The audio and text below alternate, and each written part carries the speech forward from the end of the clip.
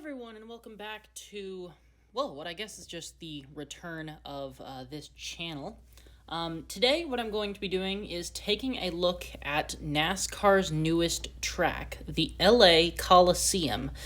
Now, this track is absolutely bonkers. It's a quarter-mile oval with hairpin turns at each end of it that you get down to about 40 miles an hour at. It's like, imagine if you took the hairpin at the end of the course at Sonoma and just doubled it back and put a straightaway in between it. That's basically what this track is. It's insane.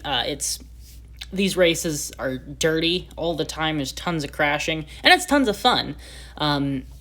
So today I'm going to be taking a look at the general design of the racetrack, the line for the racetrack, and then making some more general comments about the track itself and what it means for NASCAR.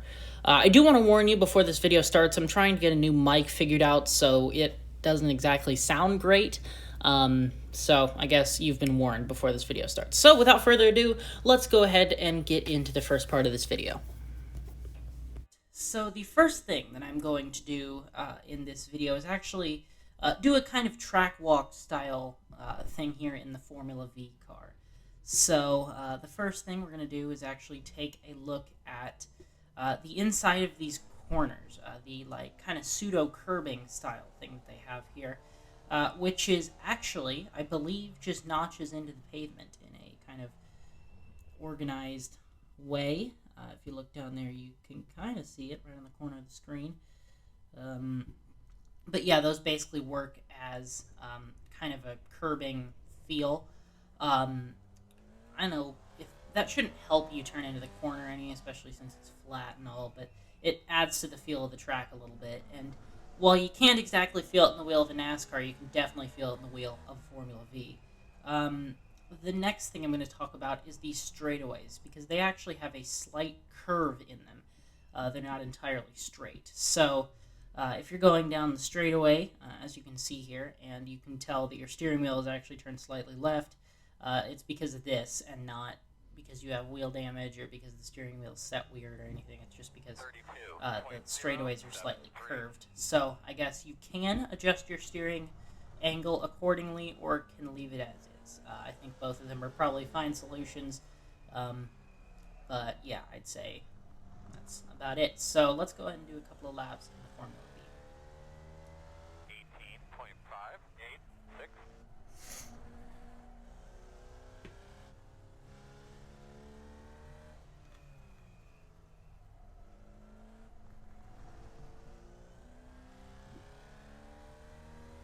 16.575.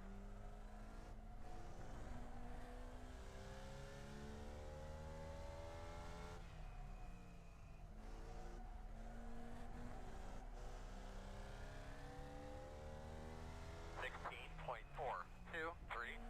Alright, so that is basically the LA Coliseum track as I go ahead and finish up this last lap here. The next thing I'm going to talk about is the pit entry and exit, which the pit entry is actually quite weird. You have to really angle the car out here, as you can see in just a second. You have to really try to angle the car out, probably go into that top lane for most of the way, and then dive it down into the bottom of the corner. And then also be able to get down to pit road speed, which is 25 or 20 miles an hour, which feels slow in a Formula V, but it feels even slower in a NASCAR. It feels like you're barely moving. So yeah, just be prepared for that. If you get damage in a race or something, you'll have to do that. You shouldn't generally have to do that, but if you do get the meatball flag, you'll have to come pit for repairs. So that's one thing to be aware of. The next thing to be aware of is actually at the pit exit. Be sure to take a narrow pit exit, because if you don't, you're going to get run over by someone who is going at full race speed. Take a line similar to what I just did, because otherwise there's going to be someone who is coming out of that corner probably, and the general line of the pit exit ends up getting in the way of the racing line, and I have seen many people get rear-ended trying to exit the pit lane. And I'm sure it's really annoying. It's caused quite a few crashes and even races and stuff when there's people who've gotten damage that they have to fix, and then they immediately get out and get more damage. And more incident points. So that's a basic guide of the track in the Formula V. Now let's go ahead and hop in the Cup car. So now that we are out in the Cup car, I'm just going to go ahead and take a few laps around this track. Now the thing that I'm really going to be talking about is kind of the braking points and the steering and stuff. I guess the steering actually kind of depends on what steering ratio you're running. So let's go ahead and take a look at the braking point for the backstretch here. It's not exactly very defined. It's just kind of about 2/3 of the way down the straightaway. If you can pick that out, um, it is where you'll want to start braking. It's really a thing you have to try to just run a few times to get the feel of, more than trying to find a specific braking point. You could probably look around and try to find a braking point that matches up. The issue is the way they have the logos sitting back there. It's very hard to kind of pick one that works. I've tried and I really can't find anything. It just comes down to feel. But the front stretch has a much more defined braking point, at least for me. I don't know if I'm doing this wrong, but generally I will end up braking right after the start finish line, and turning in a little bit before the corner starts. I'd say, I don't know. You drive the track pretty similar. I don't think you drive it differently across the two separate corners. It's really just pretty much a mirror version of the same track, and I think that's kind of what it's built to be. So yeah, the next thing I guess that I'm going to do is go and do a couple of laps, kind of full throttle, and just let you listen in. I guess the only other thing to be aware of is kind of how fast you're supposed to go in the corners. I'd say in the corners you want to try to drag the brake, which will generate a little more oversteer on entry and kind of help you get turned into the corner better. And then be careful on the throttle, because a lot of people aren't, and I've seen a lot of people spin doing that, which is why I'm running in third gear instead of second, like most people do, and yet I still did that. So it's not the easiest thing in the world to do, but it's a thing to be aware of. So without further ado, I hit the wall there, so professionalism. Without further ado, I think we're going to go ahead and get in. Not get in the cup car. We're going to do some more.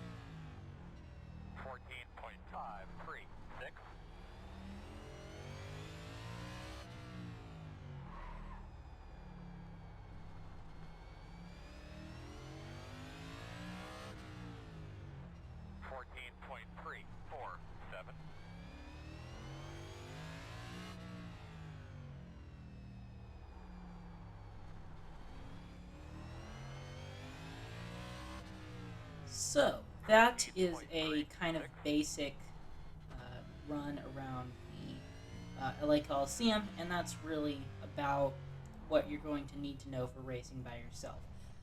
But really, most of this track comes in racing against other people, and I'll go ahead and talk about that in just a second.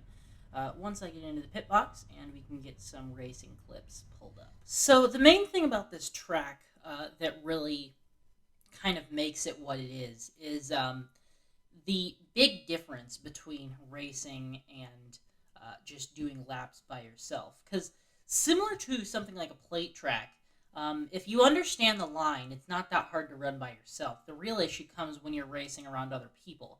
And as you'll see over and over here, there are wrecks, people spinning off corners, and it just is a constant contest of wreck avoidance. This isn't a heat race, so there's no yellow flags for any of these, which is really where a lot of this wreck avoidance stuff happens. Because there's less people in these races, but they seem to wreck still just as much as ever. And at the beginning of the race, especially, it's very hard to avoid some of these wrecks. By the end of the race, it's generally pretty much fine, but at the beginning of the race, it can be quite difficult to keep up with it once everyone's there, once everyone's kind of around you. Again, once stuff begins to slow down and people get into a rhythm and the people who keep crashing are out of the race, it's not that big of an issue, but at the beginning, it really can be. So, yeah. Now I'm going to go ahead and give some more kind of general overview things about the LA Coliseum and kind of NASCAR's decision around this track. They've clearly made a big decision in deciding to run here and doing an event like this. They've put a lot of money into this because, things like, they literally had to build a new track around a football stadium that they're going to take down immediately after the race. And that's a big investment for a group like NASCAR to make. I think what they're trying to see is if this actually works. Because I think if it does work, it'll be a thing that NASCAR is 100% willing to do in the future. If it doesn't work, it could go the complete opposite way. And I think you could end up with stuff like this never being tried again, and people looking back at it is a bad idea. But I think right now we should come in with optimism because, I don't know, it's about the only thing you can do. It's really up to what happens in the racing. I think, obviously, it's going to be short track beating and banging on steroids. But, yeah, I think NASCAR's they're making a big decision here, and they're really wanting to do this as a kind of test to see if something like this will work in the future. Because if it does, it could bring a lot of new things, possibly other tracks that are much shorter, possibly tracks like Bowman Gray, back to the schedule, more of these quarter-mile bull rings around football stadiums, and really just to see if those could work. I think that's what they're trying to do here, and I think it'll be interesting. Really, we'll have to see what happens on Sunday because iRacing isn't really a judge of anything these days other than just how bad people are at avoiding wrecks. I don't know, but I think this has the potential to be a very cool race, and I think if it ends up turning out how NASCAR wants it to, I would not be surprised at all if tracks like Bowman Gray end up possibly being added to the NASCAR schedule, and maybe we could see more heat racing. So that's kind of interesting to see the direction that NASCAR is kind of choosing to go in the future here, because I think this is a very exciting thing for NASCAR, and I'm really excited to see how it turns out and how everything goes. So that is my overview of the LA Coliseum racetrack. Obviously, you've got the race on Sunday. I think that'll be a very exciting thing to watch, and there's going to be a lot of destroyed cars, and considering it's the first race of the next-gen cars actually being raced at a racetrack, it'll be interesting. I think teams are probably going to tell drivers to be a bit conservative, considering the new cars they have around them and the supply shortages that we've got going on. But I wouldn't be surprised if drivers throw that out the window when it comes to trying to win races, especially when there's money on the line, like there is in a race like this. So I think it'll be very entertaining, and I can't wait to see it. So that's about all I have for this video. I'll have probably kind of a podcast-style video out on Monday about what actually happened in that Busch Coliseum clash. So thank you guys all so much for watching, and I'll see you in the next video.